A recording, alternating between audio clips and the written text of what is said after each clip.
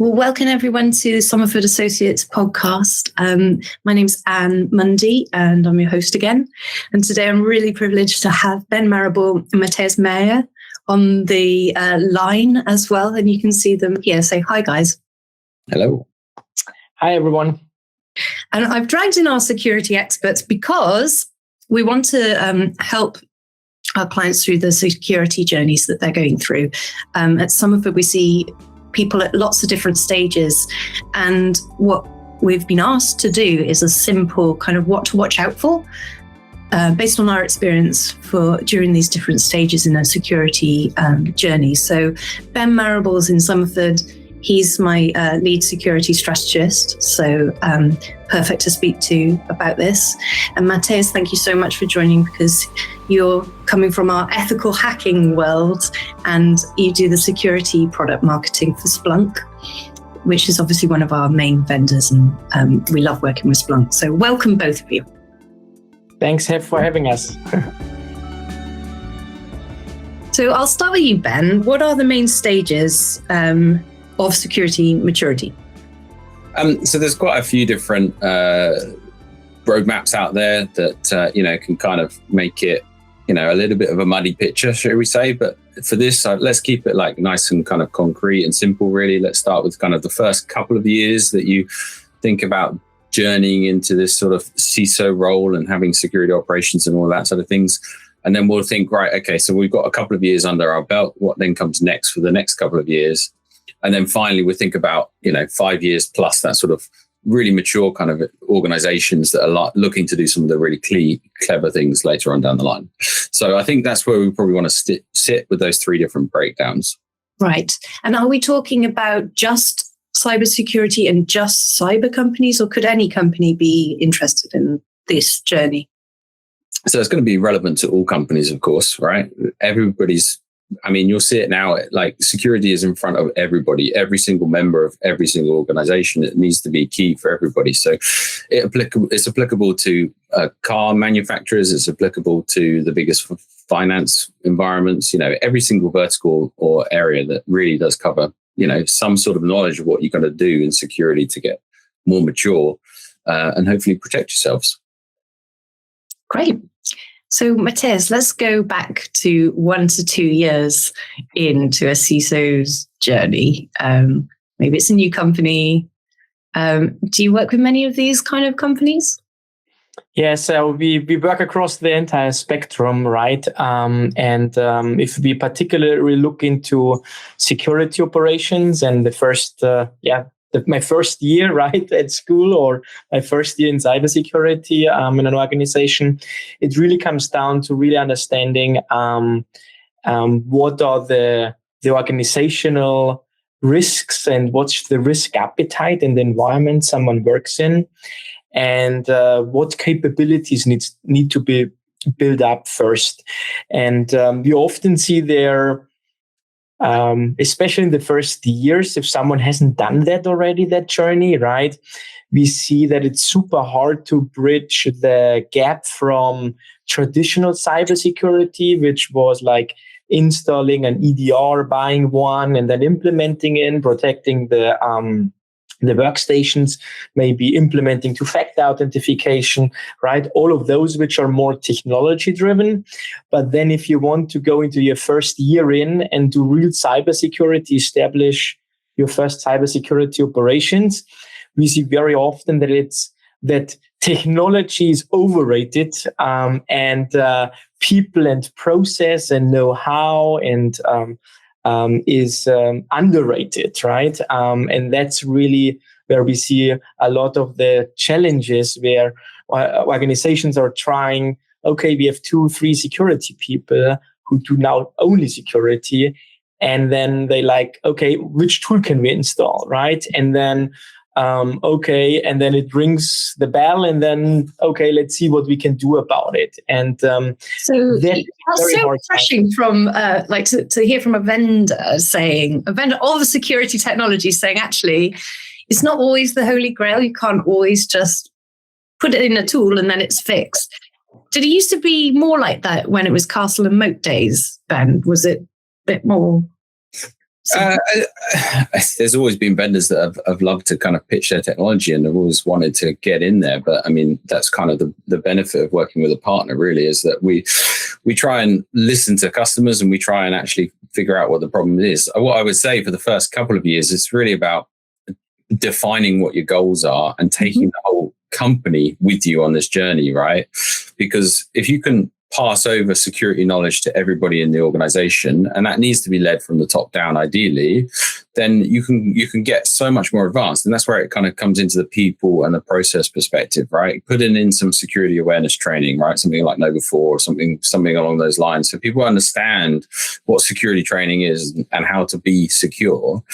Then you can start thinking about making things repeatable for the first couple of years, right? So you've defined all your process. The first sort of steps was really to have a repeatable process on top of that, right? So for security operations, you want to make things repeatable. If you can do that, so that's a policy, that's something that's across the width of everything. Or if you see a particular type of incident, knowing how you respond to that, right? Because a lot of people at this stage will think about measuring side of things. So making sure they know how many alerts they're getting or something like that. And we'll come on to that kind of subject, I think, later. But, you know, if you can't really measure, if you don't make things standardized, right? So repeating the same standards and so forth.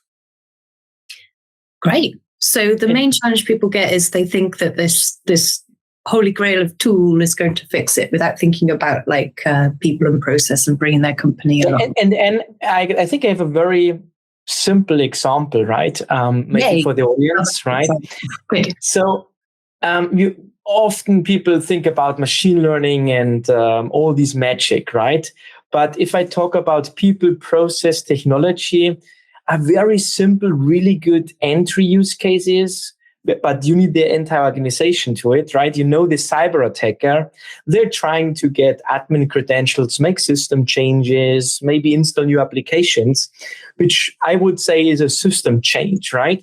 And once an organization establishes a standard procedure, simple things like change windows, only during these hours of the day, of the week, you're making system changes.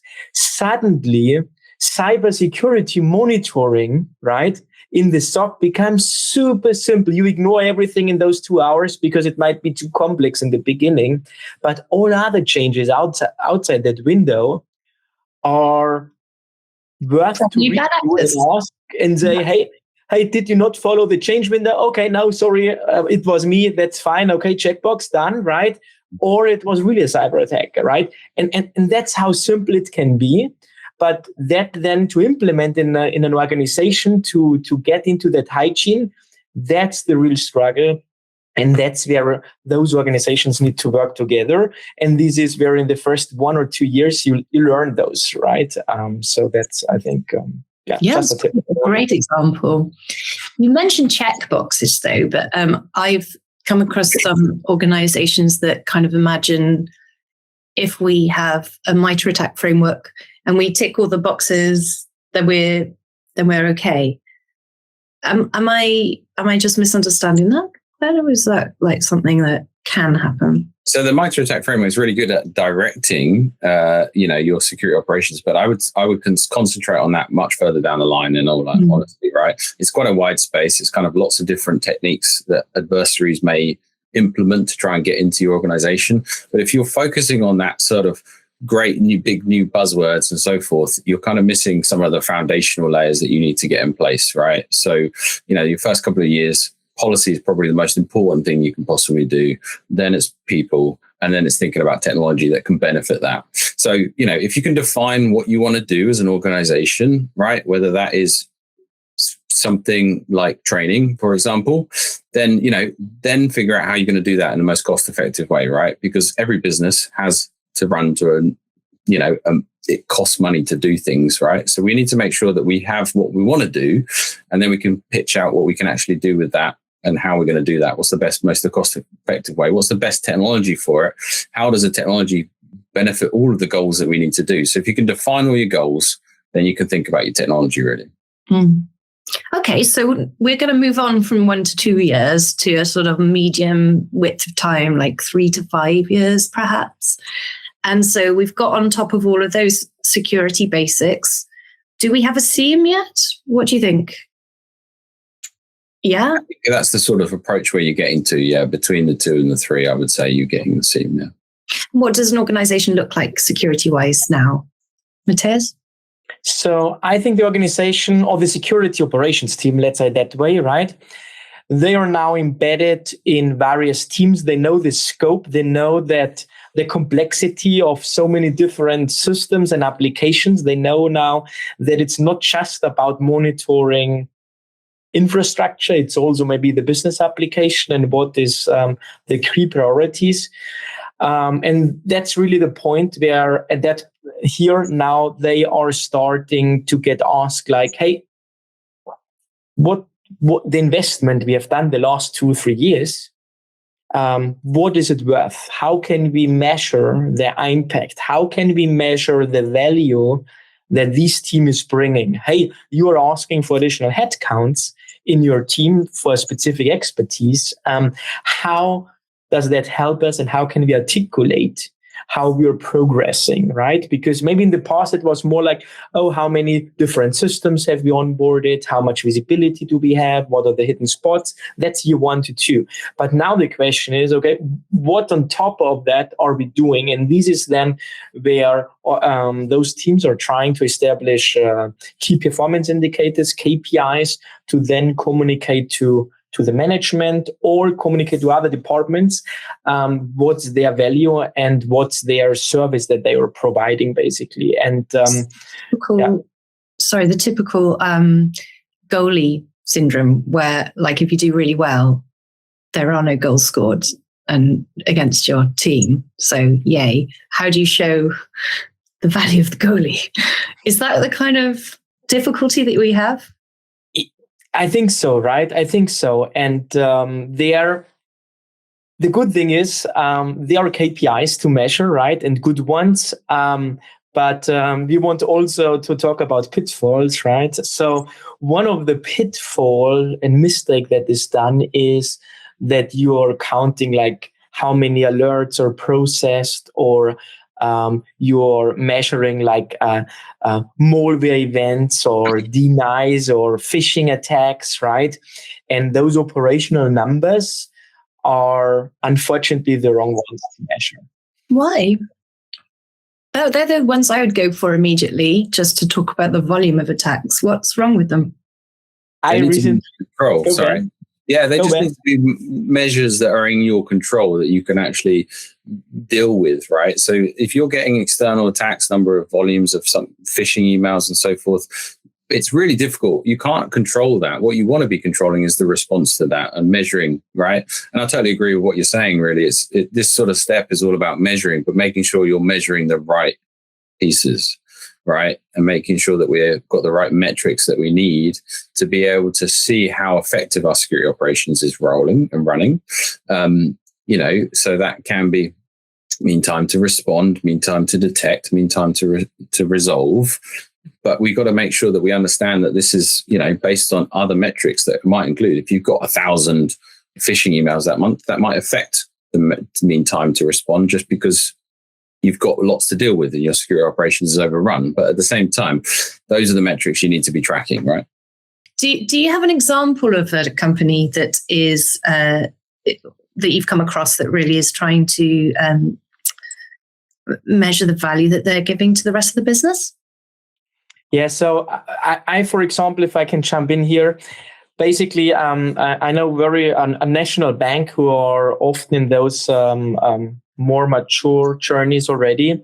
And they, for example, they set a time or a number they're calling analytical turnaround.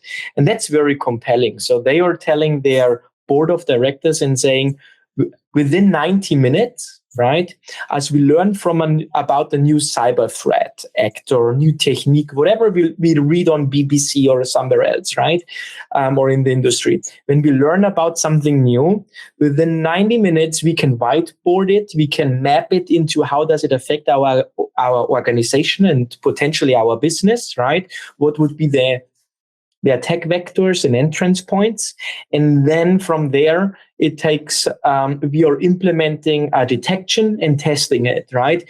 And they say, they call it analytical turnaround time, where their SOC team can within 90 minutes respond to that. And that's really amazing, right? Because that includes technology, that includes the right data, that includes the people and processes to have in place.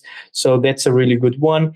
And meantime to detect, respond that Ben mentioned, of course, they're doing that as well to justify their improvements. Another one is a little bit MITRE coverage, right? So, but that's maybe in year 2, 3 good, right? Because you get more specific, right? Is it what you want to detect or you implement it? Is it really working? Which ones you might miss? How early you detect it, right? Because with MITRE attack, maybe the more you implement, the earlier you might detect it in the chain, right? But never strive for, we have to detect everything, right? But this is really where you can create measurement points. How much do you detect? How fast you respond? All of those. Yeah, that makes a lot of sense. And that would be really compelling for the board to understand how effectively the team are working. You hinted, though, at a bit of a flood of alerts. And I think we've had clients like that who kind of, I don't know, switch on everything and then almost just don't have enough people or time in the day to check everything. What should one do with that sort of situation? Yeah, so I've naturally a lot of organizations are in this situation now. Technology has been there for a while. They've developed a number of different baseline detections that you could be using in many of the SIEMs, or even in cloud technologies, cloud monitoring solutions, and all sorts. There's just a number of different things that they can detect, and it is almost impossible for an organization to keep up with all these detections that are being found inside. There is a lot of alerts that just get kind of swept under the carpet or just ignored because there just isn't time. We've always been talking about urgency levels, or highest priority of event to actually kind of deal with. Something that came out a few years ago from Splunk essentially is this concept of having a risk-based alerting approach, which is really taking now no longer just alerting on a new user account being created, because you're never going to be able to investigate that and go, is that malicious? Is it benign? Is it a normal event?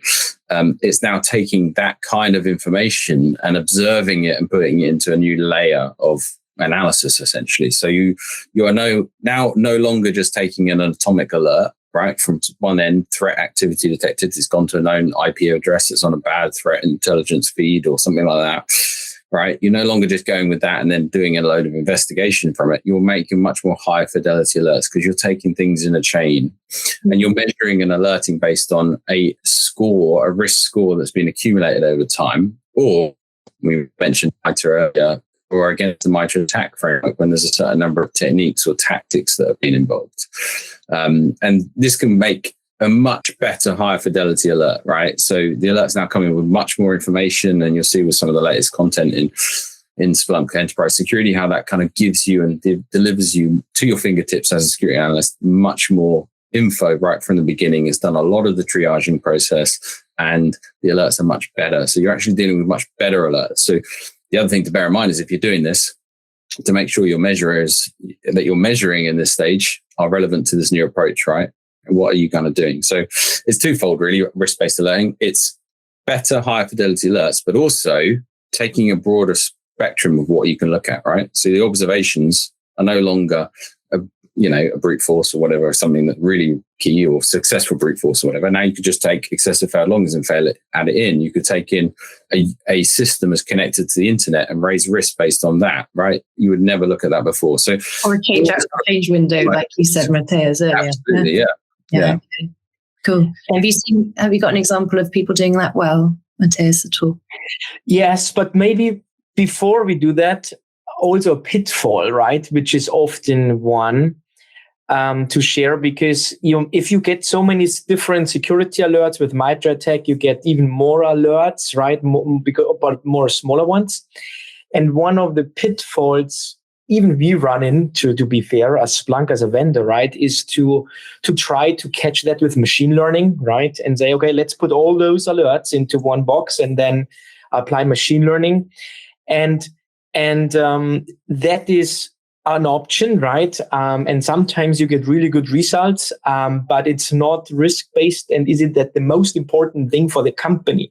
And this is where I just know one SOC, right, who are really, again, on the whiteboard using that simple risk scoring, right? Scoring alerts, right? On a whiteboard, they are painting like crazy and planning like crazy to give multipliers on it. So they say, okay, if it's a high privileged user with a lot of user rights, right? So maybe Anne has the master key at Somerford, right? And she can make the monthly payments of all, right? Change our banking account. Yeah. So then, even that you're not an admin, but you have high privileges in those systems, right? If there is something, an anomaly from your user, which might be machine learning, right? But there is an anomaly from your user, then they multiply the risk by 10, factor 10, right? And that's how you can be very flexible, but it's very simple, right? Because high privileged user multiply by 5, by 2, right? So it's very easy, and everyone can understand it. And also, if like there are events, macroeconomic events, right, where we don't have influence, all of that, but they affect us, right? And then suddenly they say, we need to increase our cybersecurity efforts level, whatever, right? And suddenly you get maybe in hybrid from Somerford, 5 more people that can work because you got the budget, right? How do you be more sensitive? And that's also, you raise the risk levels, and then, or you go down and say, okay, we are now investigating everything. Before we did just risk of 1,000, and now we do risk of 500, right? As the trigger point where someone more sensitive. Okay. More sensitive, right? So, and that's not a machine learning algorithm, which you can say tomorrow, let's be more sensitive, right? Yeah. And this is again where the security risk scoring is really playing off very, very nicely to scale up or scale down. And management also knows if they give more resources, we can investigate quicker and at a lower level. If we remove resources, we accept more risk. And then suddenly you're in a business decision. Yeah, that's really key. Oh, that's 3 to 4 years. Then we're much more mature. We're knowing our challenges. We're using risk-based alerting, and we're getting good KPIs to prove the value of the SOC to the rest of the business. Now what? Oh, you've mentioned machine learning. Everyone wants to hop in at this level, don't they? But is that really at 5+ years now? Is that when you can finally start, I don't know, automating after you've had an alert and machine learning to predict these things? Does that happen then, or is this pretty rare?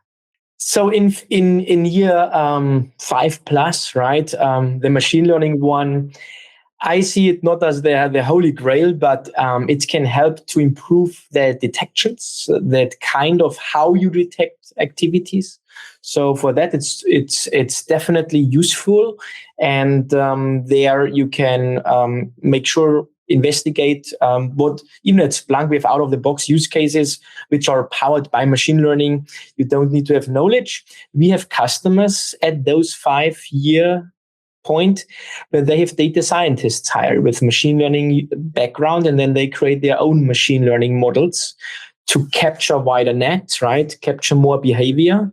So that's a good one. We are also looking into the products, like to suggest remediation actions through machine learning. So giving an analyst on the workflow more machine learning activities, or everyone talks about chat GPT at the moment, right? So that might be also give instructions, give help, right? So usually you can do that, right? So this is really where I see more the machine learning side, right?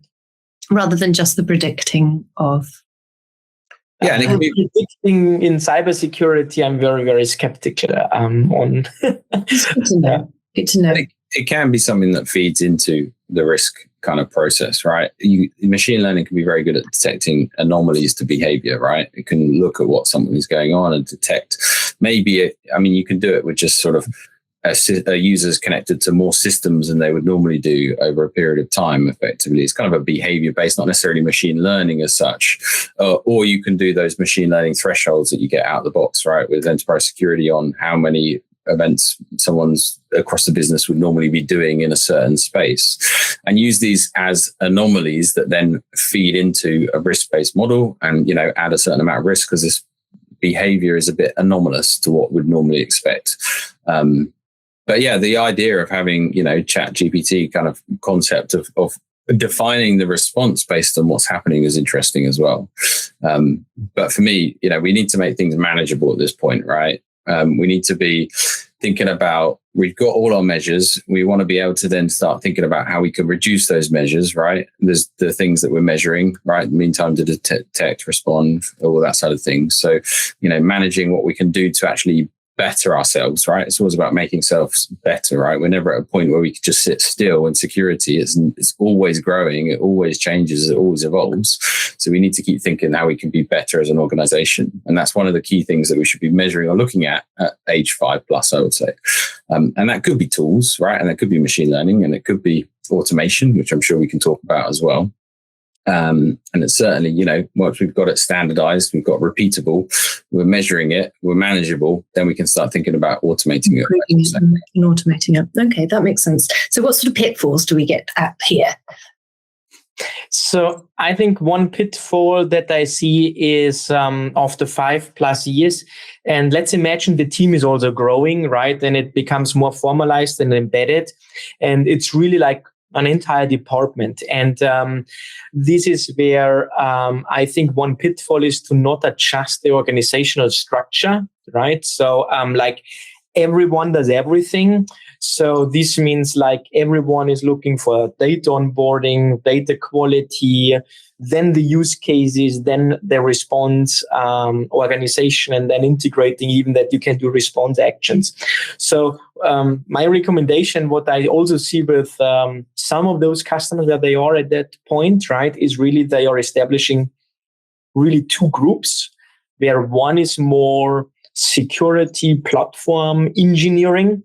So that team is really looking around the SIM, the SOAR solution, making sure the data onboarding is embedded, that if a developer is spinning up a new container in the cloud or whatever, that's everything in the golden image included, right? Or in the Ansible script and so on, so that the data flows out automatically in the right quality into the SOC. So the data onboarding is there, as well as response enrichment options for automation, everything from it's an IT job basically. So you see it as an IT job, and that's one organization. The other one is who really do cybersecurity. So creating new use cases, detections, machine learning capabilities, and so on. So not adjusting the organization structure and not evolving that, I think, is a big mistake. So this at some point needs to be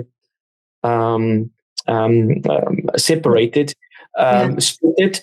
But if you do that, and that's why it's so important to talk about year 1, 2, and 3, and 4, and 5, because you won't do that in the first and the second. Stages, right? So, yeah, you've got to be mature enough to split that. We've seen like large supermarkets have like a platform team to the SOC team. Is that what you mean? So this one would set the demand, they can engineer it, and then these guys will sort out the incidents and things that are happening. Is that the sort of level you're talking about? Yeah, exactly. Exactly. Or maybe even a third one, which would be the security analyst 1 and 2 traditionally, right? Oh, which you then even can outsource, right? Or then look if you can automate those. If you have to describe it so specifically for the outsourcing, maybe you can even automate it if it's standardized. But that would be even level 1 and 2. But the most one is thinking about what does the cyber attacker do? What is our new technology we are introducing in our company? How would someone hack it? How would we detect it? And then implement that detection, right? And plan how do we respond, right? And not leave that up for the others to decide, right? So, yeah. So people can get bogged down by keeping all of those specialisms together and then be a bit of a jack of all trades, so split them out. And then I guess you get all of the issues of, the usual thing where you have people in different silos, slightly different silos, and the usual kind of communication and things like that.